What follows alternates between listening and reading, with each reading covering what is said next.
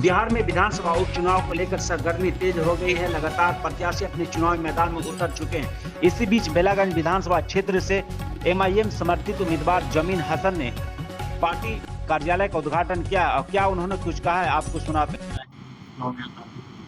देखिए, आज पूरा देश 78वां स्वतंत्रता दिवस मना रहा है। इसकी बहुत खुशी है हमें। देश को आज़ाद हुए 78 साल हो गए और बहुत सारे चीज़ में हमारे यहाँ काम हुआ देश के आज़ाद होने के बाद।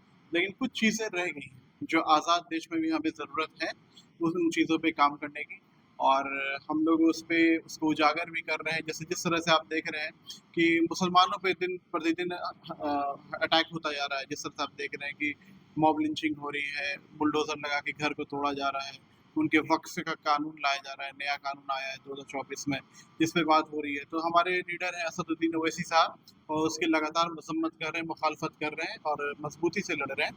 और इसी चीज़ को देखते हुए हम लोग भी मजबूती से लड़ रहे हैं और तमाम मुसलमानों से अपील है कि इसके वक्फ कानून का पुरजोर विरोध करें, मुखालफत करें और इसको वापस होना है इंशाल्लाह।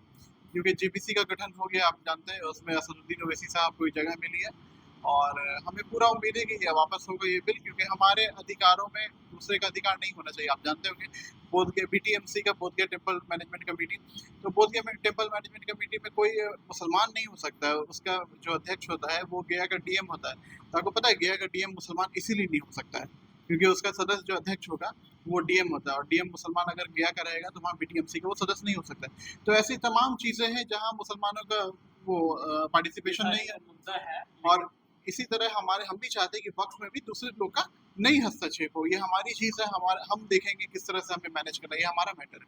कहीं ना कहीं उपचुनाव होने वाला बिहार बेलागंज है और इमामगंज, क्या बोलना चाहेंगे? और कहीं ना कहीं आपका भी नाम आ रहा है। जी, बेलागंज में उपचुनाव होने जा रहा है और 35 साल के बदहाली को लोगों ने देखा है। जिस तरह से वहाँ पे बदहाली फैली है, कुछ काम नहीं हुआ है। सिर्फ क्या बोले हम, हर गांव में कुछ लोगों को पकड़ा गया है और उन्हीं के वास्ते बस ये चुनाव जीतते गए हैं।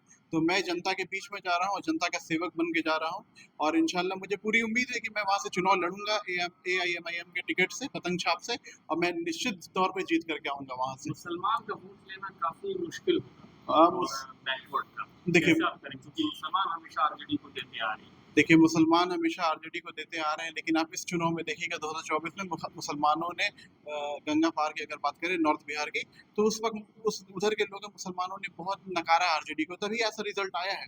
अभी तेजस्वी यादव का आप देख लेंगे कि हर प्रकोष्ठ की मीटिंग हुई लेकिन किसी में नहीं गए, लेकिन मुसलमान अल्पसंख्यक प्रकोष्ठ की मीटिंग में गए क्योंकि उन्हें पता है कि मुसलमान का वोट उनका खिसक चुका है। और मैं तो ये कहता हूँ कि मुसलमान ही नहीं, अब उनका यादव का वोट भी खिसक रहा है। बेलागंज के 50% यादव हमारे साथ है, इसका मैं दावा करता हूँ। कहीं ना कहीं लोग आप ये बोलेंगे कि सपोर्ट कर रहे हैं भाजपा को लड़के।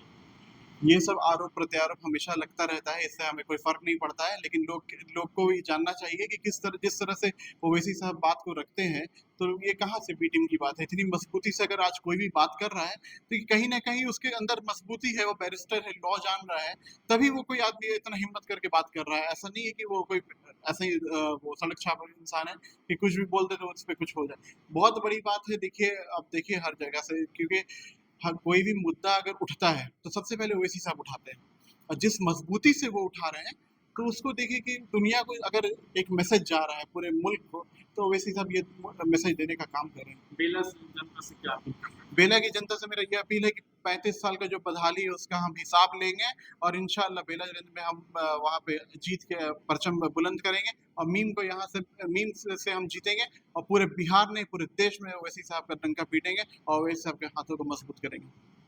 आप सभी को स्वतंत्रता दिवस की बहुत बहुत शुभकामनाएं। खासतौर से मेरे बेलागंज के वासियों को भी स्वतंत्रता दिवस की बहुत शुभकामनाएं। मेरा नाम मोहम्मद सामिन अली हसन। धन्यवाद, शुक्रिया।